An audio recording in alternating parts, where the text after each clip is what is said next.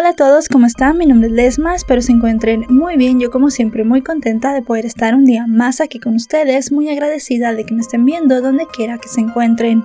El día de hoy tenemos un caso sucedido en los Estados Unidos, el de Alexandra Flores. Acompáñenme a ver todos los detalles.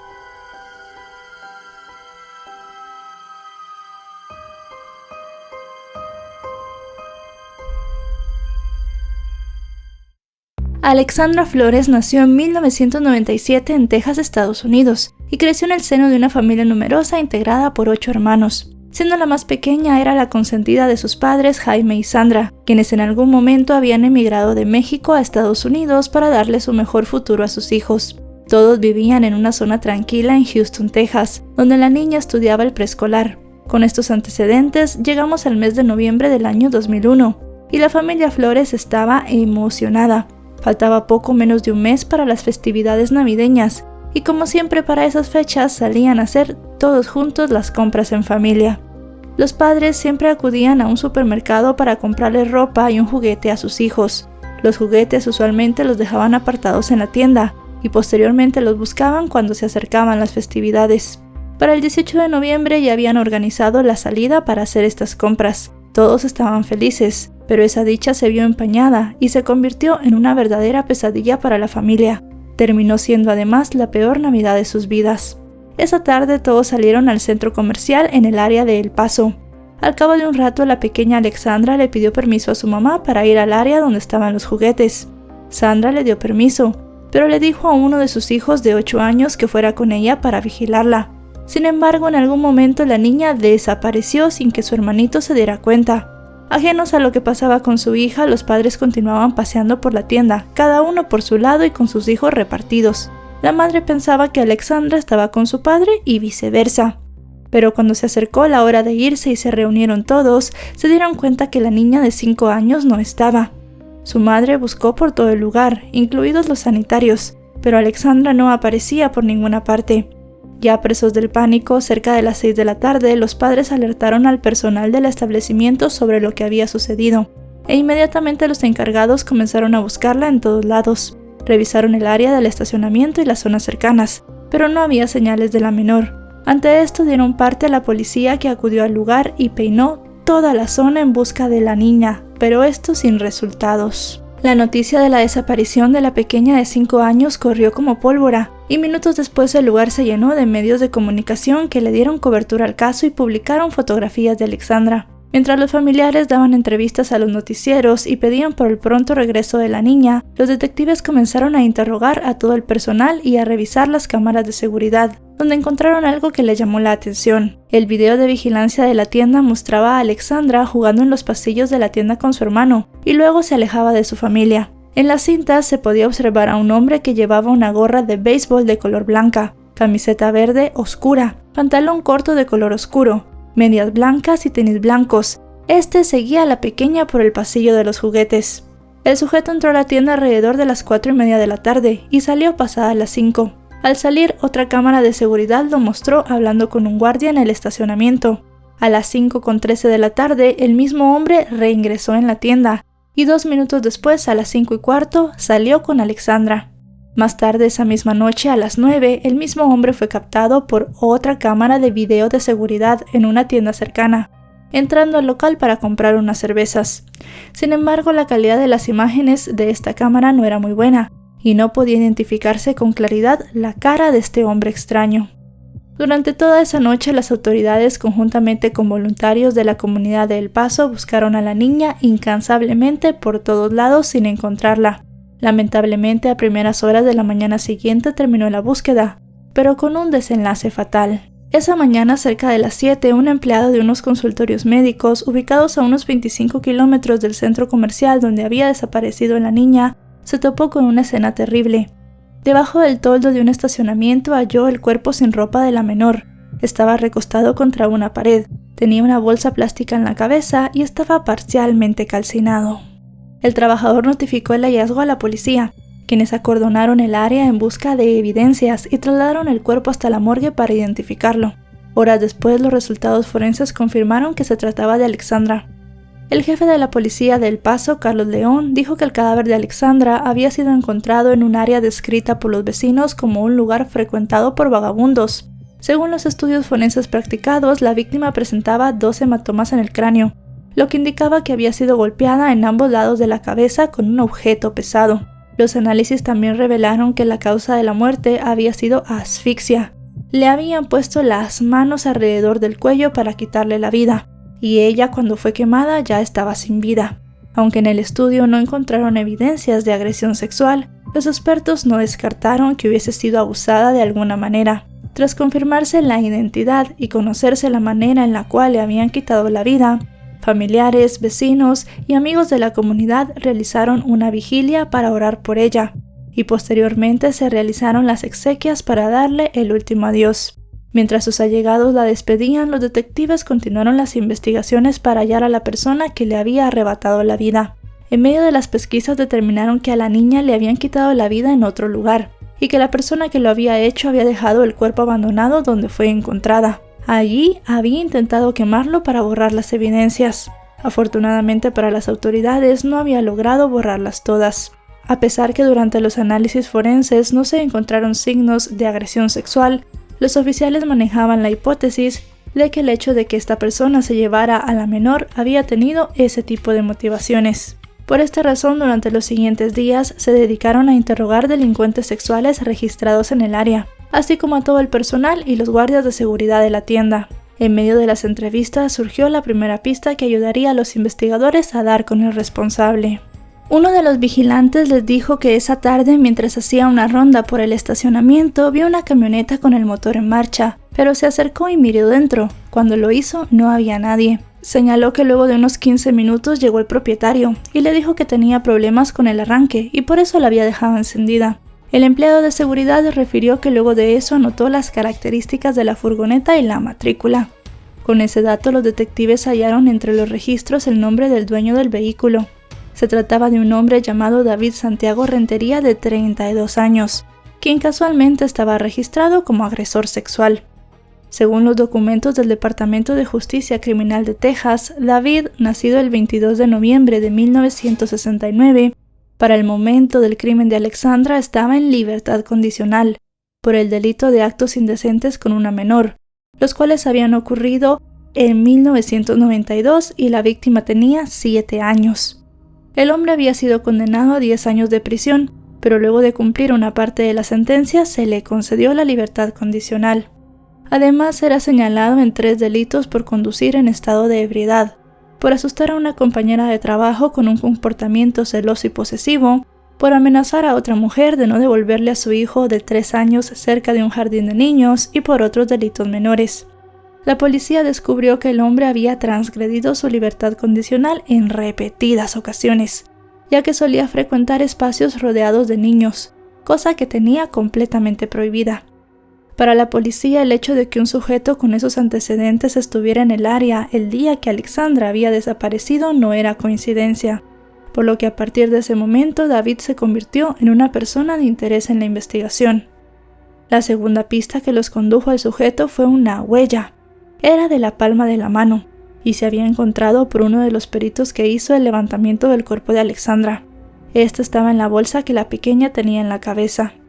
Tras comparar esta huella con las que aparecían en el sistema, hubo una coincidencia con David. Ya con esto las autoridades tenían la certeza de que el sujeto había sido el responsable del horrible acto y comenzó una especie de cacería para encontrarlo. 2 semanas después de los hechos, la policía logró capturarlo en una tienda en El Paso. Fue llevado a la estación policial para ser interrogado. En medio del operativo, los agentes incautaron su camioneta, la cual tenía manchas de sangre, y el ADN posteriormente que se encontró en esta se determinó era de Alexandra. Asimismo, dentro del vehículo hallaron un contenedor de gasolina, con el cual presuntamente el sujeto había intentado quemar el cuerpo. Al comienzo de su interrogatorio, David negó tener algo que ver con lo ocurrido a la pequeña, pero al ser confrontado con la evidencia hallada, primero dijo que había dejado su camioneta encendida en el estacionamiento porque tenía problemas con el seguro de la puerta y había ido a buscar ayuda. Sin embargo, al verse acorralado, inventó una historia que para nada fue creída por los cuerpos policiales. Aunque reconoció que había raptado a la pequeña, dijo que lo había hecho por encargo de una banda llamada Barrio Azteca, quienes supuestamente lo tenían amenazado. Señaló que uno de los miembros, apodado El Flaco, le dijo que el padre de la niña le debía dinero por drogas y que necesitaba llevarse a la niña para cobrarle. David sostuvo que el delincuente lo amenazó con hacerle daño a él y a su familia si se negaba a ayudarlo, y según él, el grupo fue el que le había quitado la vida a Alexandra. Relató que ese día él llevó a la niña hasta el estacionamiento, donde un vehículo propiedad de la banda la recogió. Para justificar que su huella estuviera en la bolsa plástica que cubría la cabeza de Alexandra, aseguró que fue obligado por los delincuentes a deshacerse del cuerpo de la niña. Sin embargo, la policía descartó que el padre de Alexandra estuviera involucrado en problemas de estupefacientes. Por más explicaciones que David intentó dar, para los fiscales sus versiones eran infundadas, y el hecho de que se encontraran sus huellas en la bolsa de plástico lo implicaba directamente en el crimen, por lo que fue acusado de asesinato capital. El primer juicio en su contra se llevó a cabo en 2003. En este, los fiscales señalaron que era el responsable del horrible crimen en contra de Alexandra, contra quien desató un odio inexplicable, quitándole la vida a una niña que soñaba con ser grande y que apenas tenía 5 años.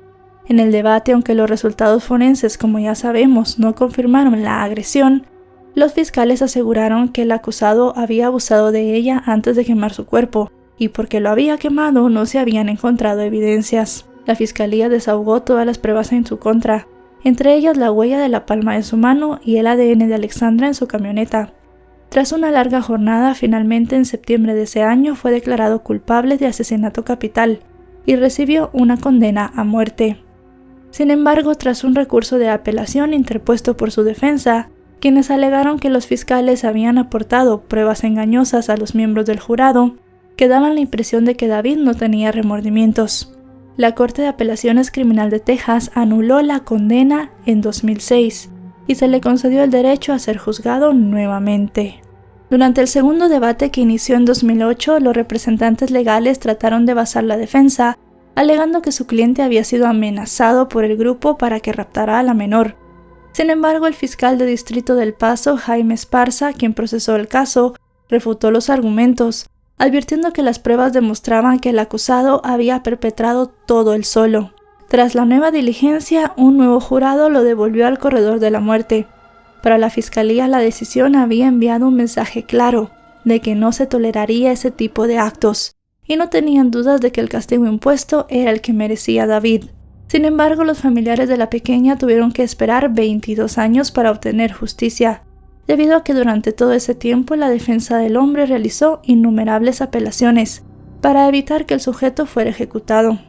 Entre los argumentos de los representantes legales del hombre estaban que la fiscalía le había negado el acceso al expediente a sus abogados, en el cual estaban algunas declaraciones de testigos, entre ellos una mujer que era una expareja de un pandillero apodado El Flaco, que dijo que su exesposo había estado involucrado en la muerte de la niña que había desaparecido en el centro comercial.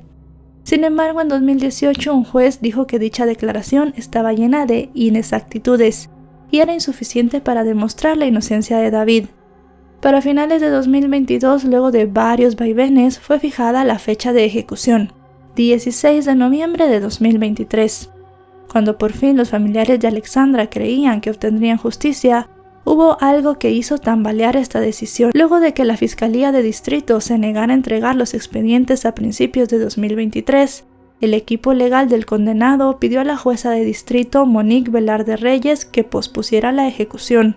Los letrados argumentaron que negarse a presentar los documentos relacionados con el caso era una sospecha de que contenían información sobre la participación de los pandilleros en el crimen, y que vulneraba los derechos constitucionales del acusado al debido proceso y también a la igualdad de protección. El 29 de agosto la jueza aceptó dicha solicitud y ordenó a la oficina del fiscal a presentar los documentos y pospuso indefinidamente la fecha de ejecución de David. Sin embargo, el entonces fiscal del distrito de El Paso, Bill Hicks, apeló la orden de la magistrada, cuestionando si tenía la autoridad para posponer o no la ejecución. En septiembre de 2023, la petición fue aceptada por la Corte de Apelaciones Penales de Texas, la más alta del estado, quienes anularon la orden de la jueza y determinaron que la fecha de ejecución continuaría en pie. Posteriormente, el defensor público federal de la unidad de habeas capital, Humphreys McGee, presentó una petición de destitución para llevar el caso ante los tribunales federales, pero esta fue rechazada por el juez federal de distrito Frank Montalvo. Días antes de la fecha programada, los abogados del condenado a muerte hicieron el último intento para evitar que fuera ejecutado. Una de las solicitudes presentadas ante la Corte Suprema de Estados Unidos derivaba de los esfuerzos de los abogados por tener acceso a la evidencia que, según ellos, demostraba que el hombre no era responsable. La otra apelación se enfocaba en las acusaciones de que el suministro de pentorbital del Estado se había degradado, lo cual podía causar terror y dolor severo, lo que vulneraba la prohibición establecida en la 8ª enmienda, la cual decía que los castigos crueles e inusuales no podían ser dados a privados de libertad.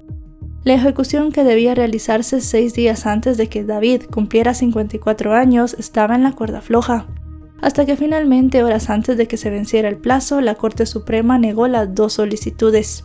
Finalmente, el 16 de noviembre de 2023, el hombre, que se encontraba en una pequeña celda en el Departamento de Justicia Penal de Texas en Livingston, fue trasladado a la unidad de Huntsville para ser ejecutado.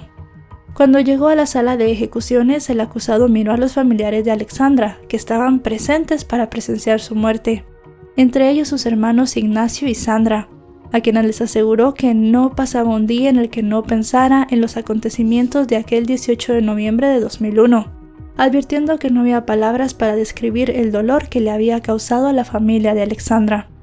En sus últimas palabras mencionó que lamentaba todos los males que había cometido a lo largo de su vida, y aseguró que perdonaba a aquellos que estaban a punto de quitarle la vida.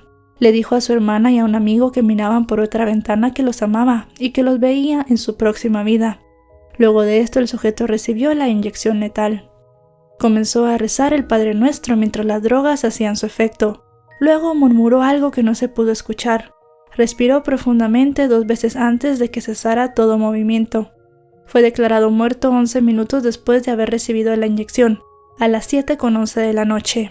Los hermanos de Alexandra, que sostenían un collage de fotografías de la pequeña, dijeron ante los medios que la espera de 22 años había por fin terminado, y al final podían comenzar a sanar de verdad.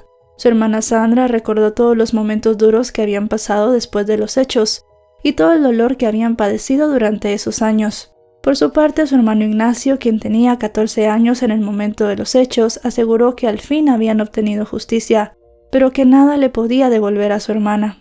Además, también refirió que David había tenido una muerte sin dolor, a diferencia de Alexandra, que había tenido una muerte violenta.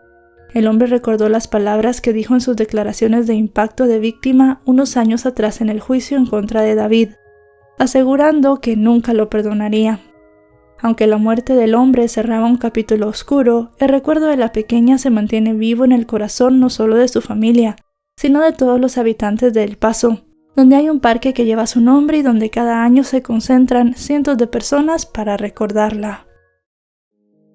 Y bueno, chicos y chicas, hasta aquí el video de hoy. Un caso muy impactante, un caso muy triste como todos los que traemos, pero siempre decimos que es más cuando hay niños involucrados.